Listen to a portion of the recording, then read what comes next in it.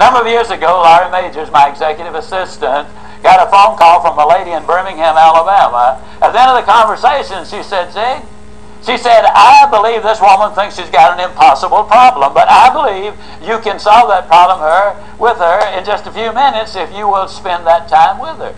I said, well, Laurie, tell her to meet me backstage. I'll get there about 10 minutes early. My schedule was such that was about all I had.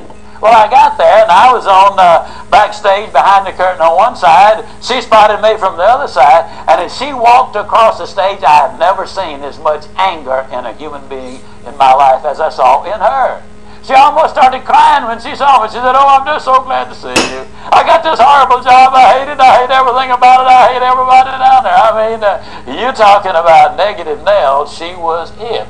She said, can you help me? Now, understand, I've only got about 10 minutes. So I looked at her, and one thing I have learned, I don't do counseling, but I talk with a lot of people who do, in psychology, psychiatry, and the ministry. And they tell me that everybody who comes to you with a problem are not necessarily looking for a solution. I couldn't understand that for a long time. Why do they bring you a problem if they don't want to solve it?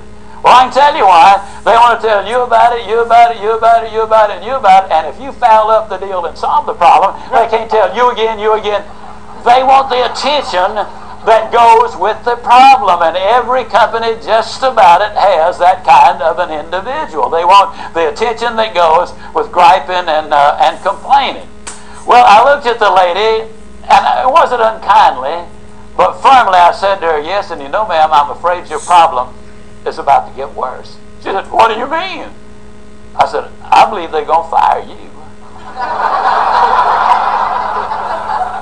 She was stunned. I couldn't have stunned her more if I'd hit her in the face with a bucket of ice water. She said, fire me? Why on earth would they fire me? The inflection in her voice clearly said, they're the bad guys, I'm the good guy. Why don't they fire them and keep me? Have you ever noticed that people who are the problem never recognize that they are? They're in complete denial. They think denial is just a river in Egypt. Why would they fire me?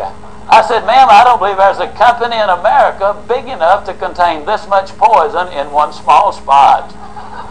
Have you ever noticed that when somebody is about to lose something they've been complaining about, whether it's a car, a home, a mate, a job, or whatever, when all of a sudden it appears they're going to lose them, it takes on brand new value.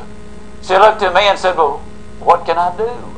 I said, do you really want to know? She said, yes, I do. That's the reason I came to see you. I came looking for help, but you sure hadn't been any help so far. I said, well, ma'am, I've got an idea, and I will absolutely guarantee you it positively, definitely, absolutely will work if you will just do it. She said, I'll try anything within reason. I said, okay, when you get home tonight, all of your household tasks are complete. It's bedtime. Get off in a room right by yourself. Get a sheet of paper out, and at the top of it write, I like my job because. She interrupted me. She said, that'll be easy. I don't like nothing about that job. Don't like nothing about those people down there. And I said, well, just as a matter of curiosity, do you work there for benevolent reasons, or do they pay you for working there? She said, well, I got to confess, they pay me. And I said, you don't like to be paid? Oh, she said, yes, I do. I said, okay, tell you what you do. Open your notebook right now. We'll start our list of the things you like about your job. They pay you for working there, and you do like it, don't you? She said, absolutely. But she just stood there. I said, no, open your notebook now, and we'll get busy on the list. She just stood there. I said, ma'am, let me tell you what my experience in life has been. I've discovered that in 100% of the cases, no exception, people who won't take step number one never take step number two. You see, she had come to me with an impossible dream. Her dream was that nice Mr. Ziegler was going to solve all of her problems, and she would live happily ever after. But folks, I got news for you. I can't solve her problems. I can't solve your problems. But I will give you some steps that I absolutely, definitely, and positively will work for you, as it worked eventually for her. I said, well, ma'am, let me tell you something. Unless you're willing to take step number one right now, it's been nice talking with you. She angrily opened her notebook. Before we got through, there were 22 things she liked about her job. Not only did they pay her for working there, they paid her above average. She had 3 weeks vacation with pay. She had a retirement program.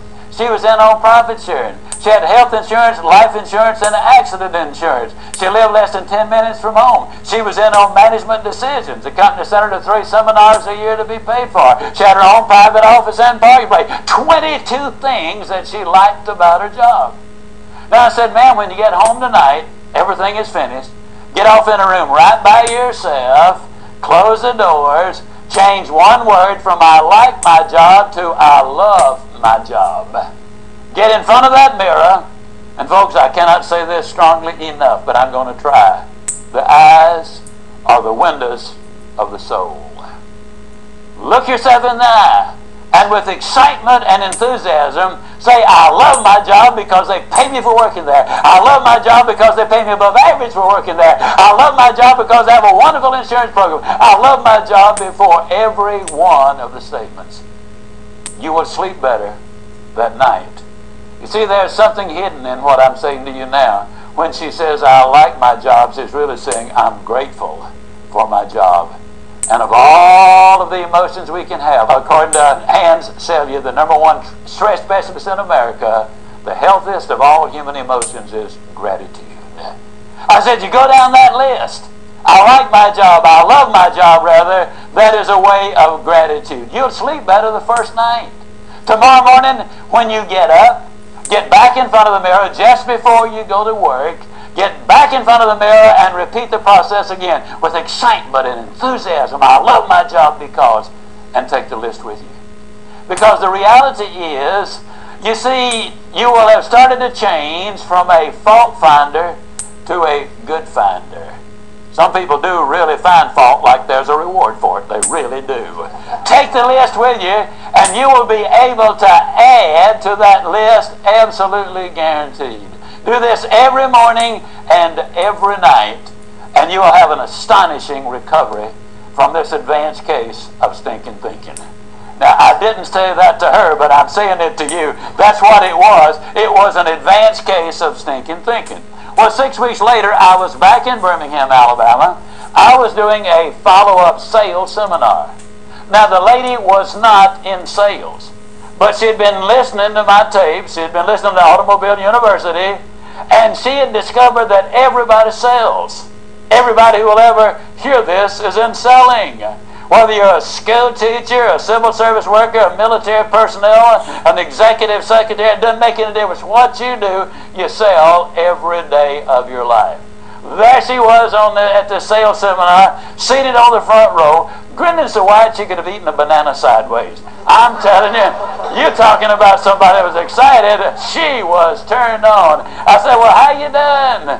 She grinned even more broadly and said, Mr. Ziegler, I'm doing wonderfully well, and thank you for asking. She said, you cannot believe how much those people down there have changed.